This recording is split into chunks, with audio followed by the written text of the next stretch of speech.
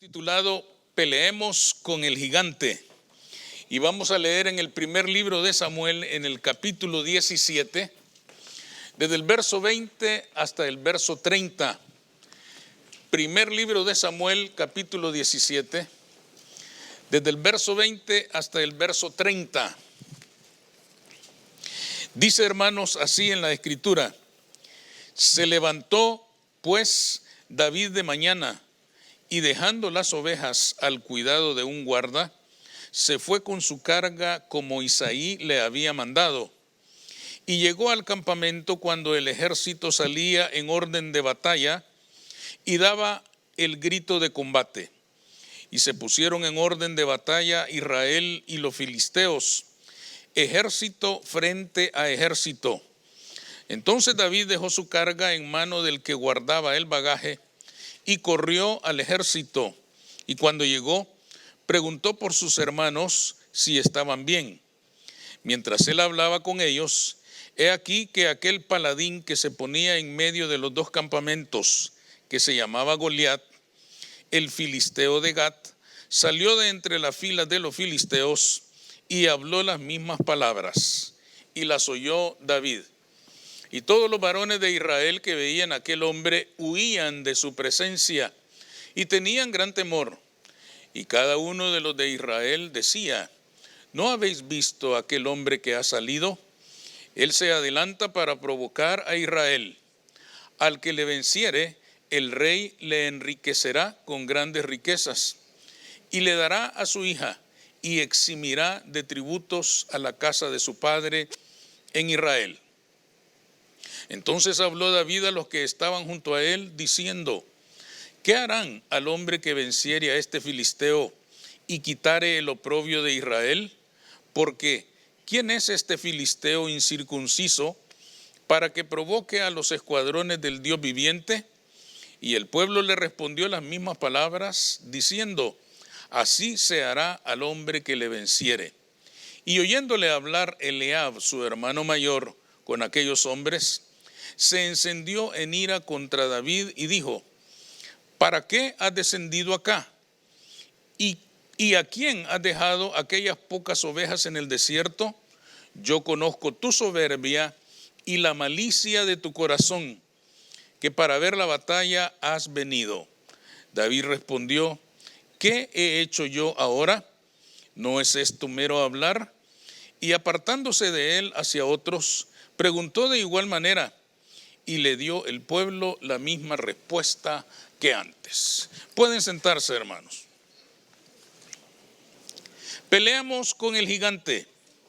Los versículos que hemos tomado como punto de partida en nuestro estudio de esta mañana nacen del diálogo que se produce entre David y su hermano mayor Eliab.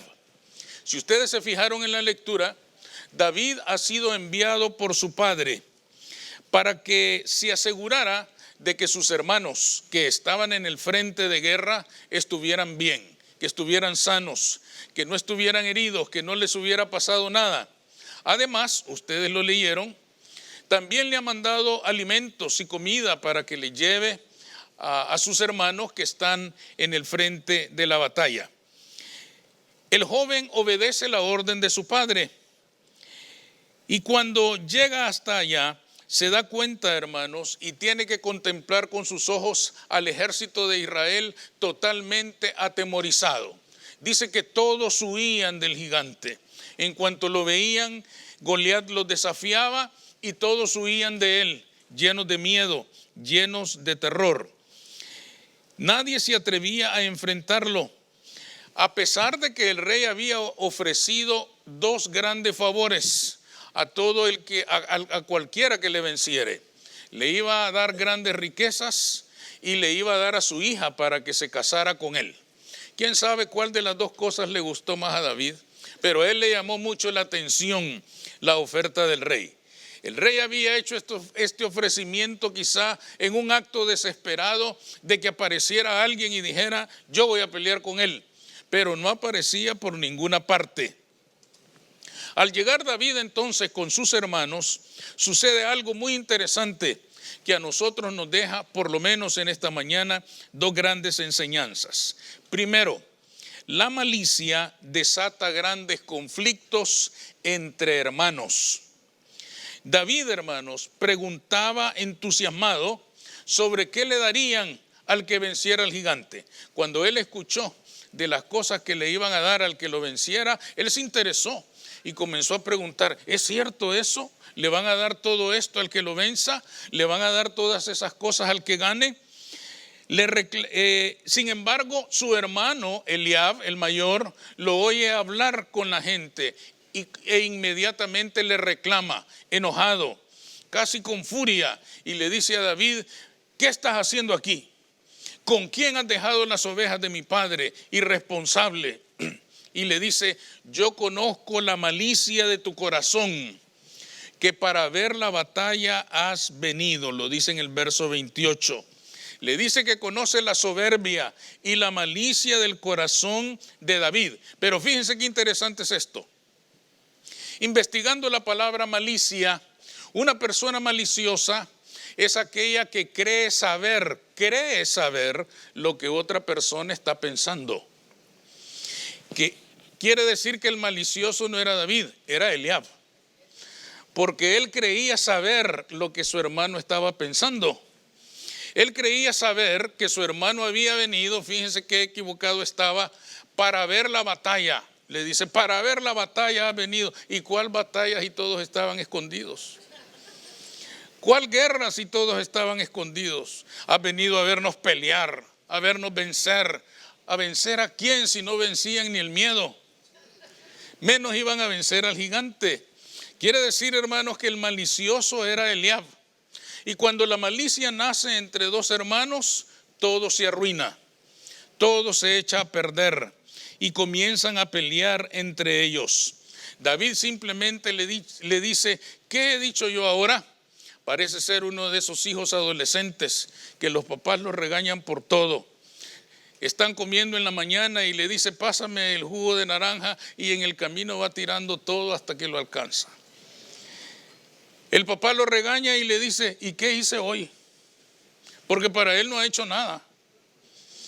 Igual está David, él dice, ¿y qué hice yo ahora? Son puras habladurías tuyas. No sabes en realidad lo que yo he venido a hacer. Fíjense bien que David reacciona de esta manera porque él tiene todos los argumentos para derrotar a su hermano en su malicia. Él le ha dicho, has venido aquí para ver la batalla. David se pudo haber puesto a discutir con su hermano y decirle, estás equivocado. He venido en primer lugar porque mi papá me mandó. Obedeciéndole a él estoy aquí. En segundo lugar, he venido para saber de ustedes. Mi papá quiere saber si están bien. Y en tercer lugar, desagradecido, he venido para traerles de comer. Quiere decir, hermanos, que David pudo destruir totalmente la idea de su hermano, pero David nos da una gran lección. David dice, este Eliab, mi hermano, no es mi enemigo, el enemigo es Goliat. El enemigo es el gigante. David está diciéndonos, hermano, yo no me voy a pelear con mi hermano, me voy a pelear con el gigante.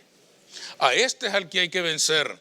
Fíjense que David nos está diciendo, si me peleo con mi hermano no me voy a sacar nada.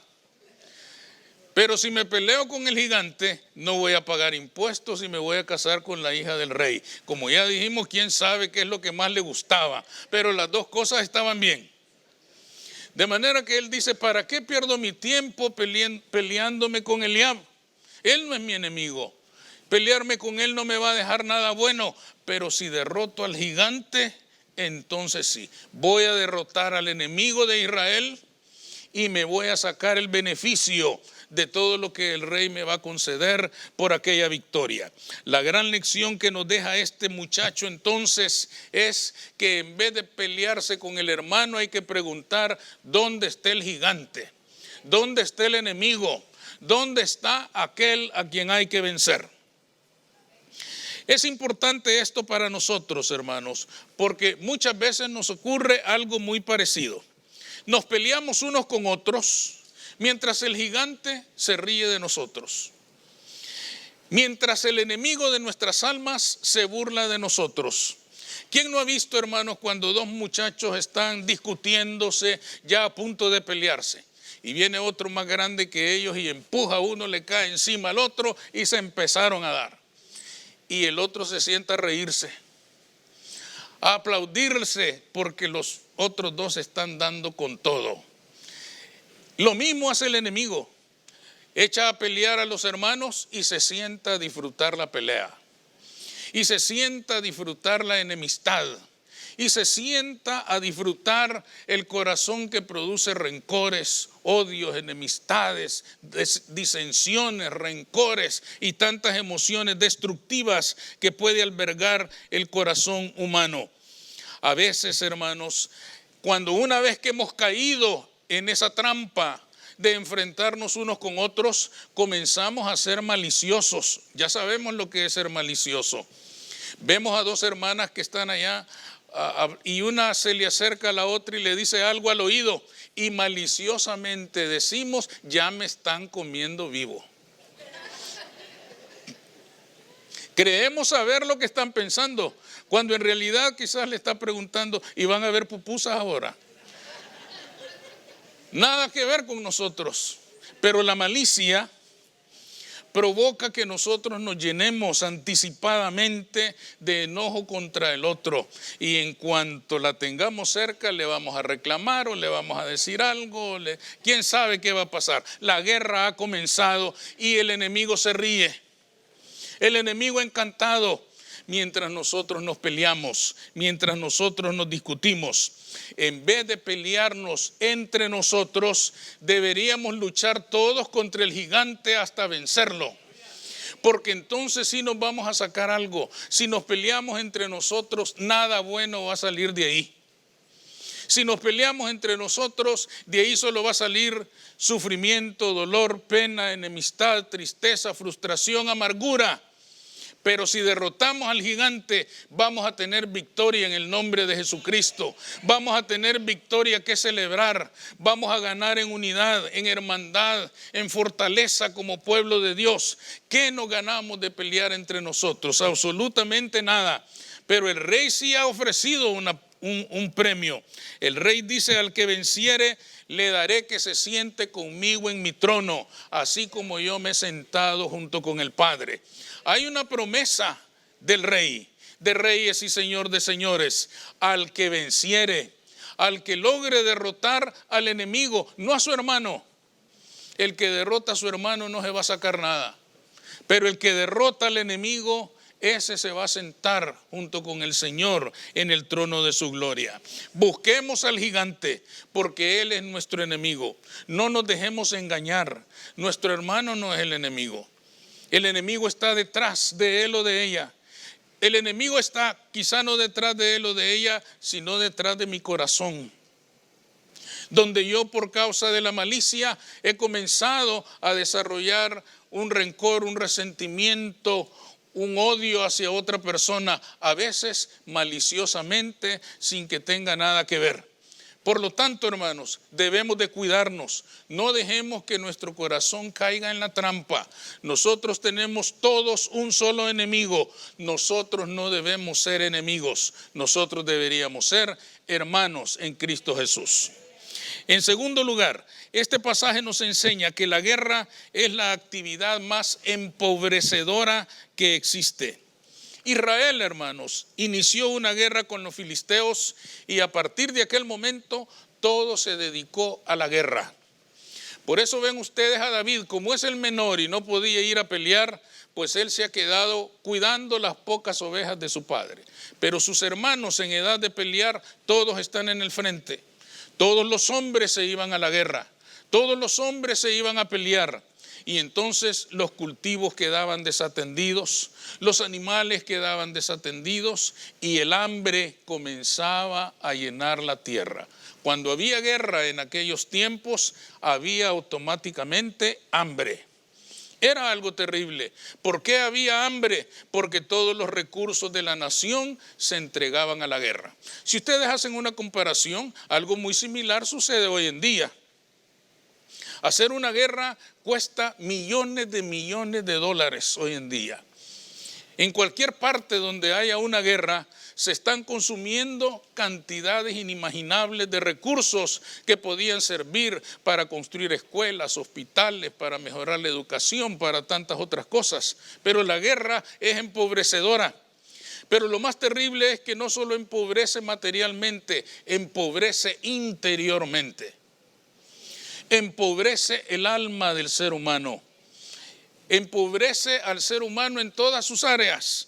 Cuando nosotros vemos esos casos de violencia terrible, una violencia sin límite, nosotros estamos viendo el momento en el cual el hombre se vuelve animal. Por la propia naturaleza de la guerra, por la propia naturaleza de la violencia, no se puede evitar que este proceso alcance el alma humana. Sus mejores jóvenes entonces dejaban sus ocupaciones habituales y se iban a pelear a la guerra. La guerra empobrecía a la nación en todo sentido. Cuando nosotros tenemos guerra contra alguien, contra nuestro hermano, contra nuestra hermana, vamos a dedicar todos nuestros recursos a ese conflicto. ¿Será cierto eso o no? Cuando nosotros estamos enemistados con una persona, venimos felices a la iglesia y ella está ahí y decimos, ya me robó el gozo.